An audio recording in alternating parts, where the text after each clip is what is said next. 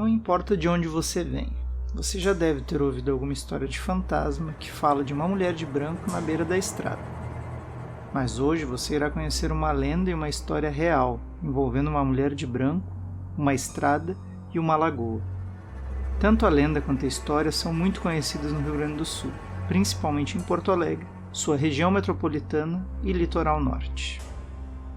Muitos dizem até hoje que a Lagoa dos Barros é encantada, que é impossível atravessá-la em linha reta sem ser tragado por um redemoinho, ou que uma névoa branca e espessa a cobre durante algumas noites, e quem ousar entrar nessa névoa desaparece.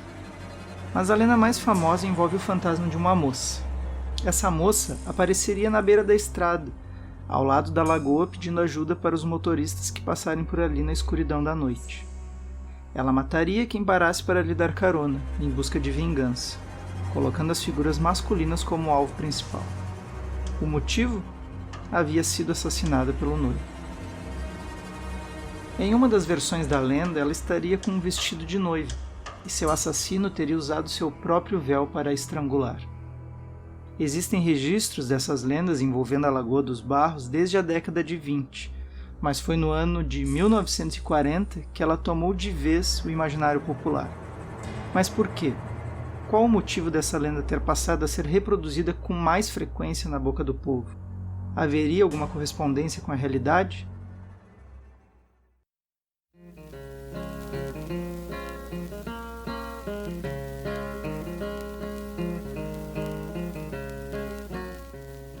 Olá! Bem-vindo ao Funil de Histórias, o lugar onde você conhecerá incríveis histórias verdadeiras. Ou quase isso.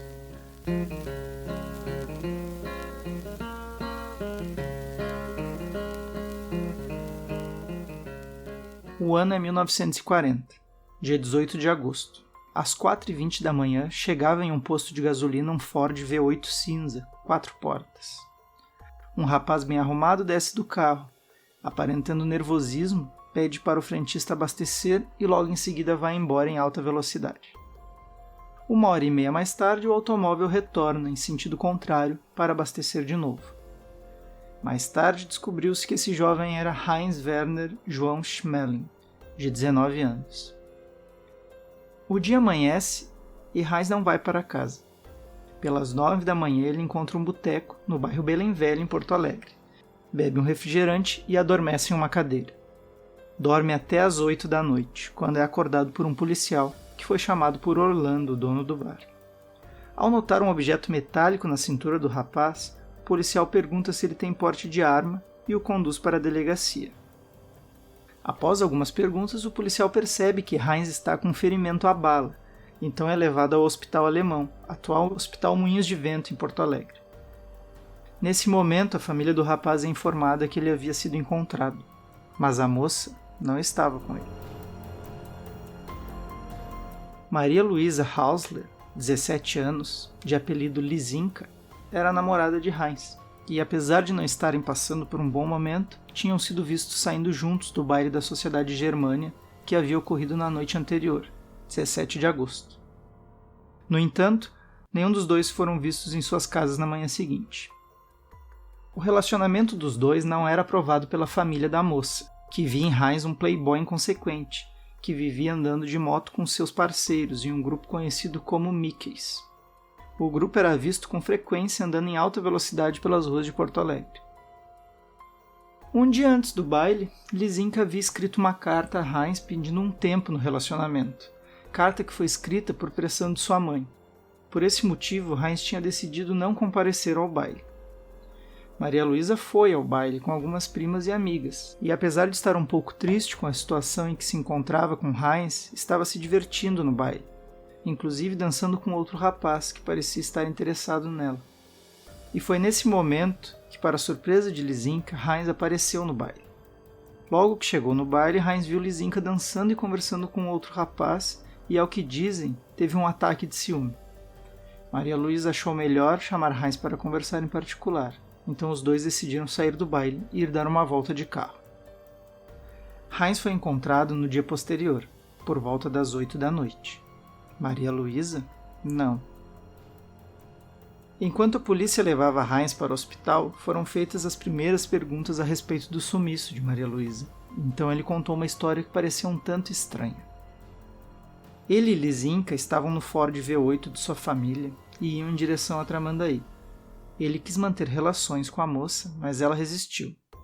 Ele tentou forçar e então Maria Luísa apanhou o revólver que estava no porta-luvas do carro, disparou contra ele e fugiu. Após contar essa história, Heinz desmaiou. No dia seguinte, mudou sua versão. Heinz contou que Maria Luísa era sua namorada há 3 anos, mesmo com a posição da família dela. Os dois haviam simulado um rompimento para aliviar a pressão sobre a garota. A princípio, ele não iria ao baile da Sociedade Germânia, mas decidiu tirar a limpo se ela estava saindo com outro rapaz. No baile, fizeram as pazes e por volta das 3 horas da manhã saíram para conversar melhor. Segundo seu relato, eles teriam ido até a Lagoa dos Barros para namorar, e ao convidá-la para sentarem no banco de trás ele levou um susto. Reproduzo parte do depoimento de Heinz. Abre aspas. Não atirei.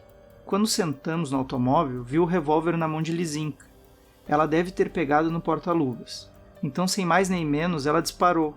Senti um impacto no peito. Logo depois, ouvi outro tiro. Ela caiu no banco e eu desmaiei. Quando recobrei os sentidos, constatei que ela estava morta. Fiquei desesperado. Perdi a noção de tudo e me veio a ideia de ocultar o corpo. Eu não sabia o que estava fazendo. Havia algumas cordas no porta-malas. Decidi amarrar o corpo em algumas pedras e colocar na lagoa. Fecha aspas. Heinz deu a localização de onde teria jogado o corpo de Lisinka. E após muitas buscas, na madrugada de 21 de agosto de 1940, era encontrado o corpo de Maria Luísa Hausler. E aqui eu cito o Diário de Notícias de 22 de agosto de 1940. Abre aspas. Não era possível contemplar aquela figurinha linda de mulher, com a face serena e os braços apertados num abraço amplo e gélido, sem sofrer a mais dolorosa impressão de dor, participando intensamente do drama terrível que a infeliz terá representado nos últimos instantes de vida. Fecha aspas. A partir desse momento, começa uma investigação que coloca o Instituto de Identificação e Medicina Legal, o IIML, que depois viraria IML, e atual Instituto Geral de Perícias, o IGP, como protagonista. A atuação da perícia foi crucial na resolução do caso. Os profissionais provaram que no carro usado por Heinz havia vestígios de sangue. Perceberam que nos tijolos usados para afundar o corpo da vítima tinha o logotipo da fábrica. Foram ao fabricante e esse afirmou que esses tijolos poderiam estar em 2 edificações, um prédio já concluído e uma obra na confluência da Avenida Coronel Bordini com o Marquês do Pombal, ou seja, uma obra que estava próxima do Morro Montserrat. Isso mostrava que eles não haviam ido direto para a lagoa namorar, deixando a versão de Heinz mais inverossímil. Assim, concluíram que a moça já estava morta quando saíram do morro, e que na saída o acusado teria pegado tijolos que usou para amarrar no corpo da moça. Ao sair na intenção de ocultar o corpo, o jogando na lagoa, Heinz passou em um posto de gasolina e o frentista confirmou que o rapaz estava sozinho, que não viu ninguém com ele no carro, o que indicava que a moça já estaria morta no porta-malas do carro. Heinz também apresentava resíduo de pólvora nas mãos e a perícia concluiu que, pelo ângulo de seu ferimento no peito, ele havia atirado em si mesmo. Heinz Werner João Schmeling foi acusado de rapto, estupro e homicídio, mas seus advogados conseguiram absolvê-lo de todas as acusações, exceto o homicídio, crime pelo qual foi condenado em 17 de dezembro de 1942 a 10 anos e 6 meses de prisão.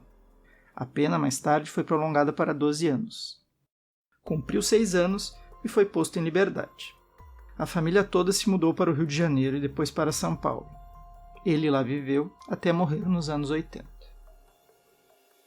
Até hoje, pessoas afirmam que ao passarem próximo da Lagoa dos Barros à noite, uma moça vestida de branco aparece pedindo carona para os homens, tentando vingar todas as mulheres que sofrem com os crimes de seus companheiros que ainda hoje tentam justificar as suas atrocidades por ciúme.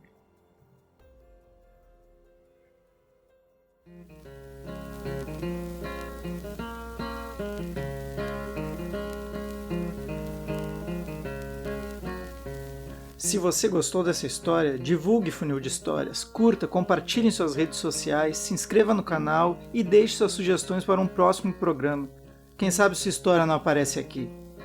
Abraço e até a próxima. Tchau.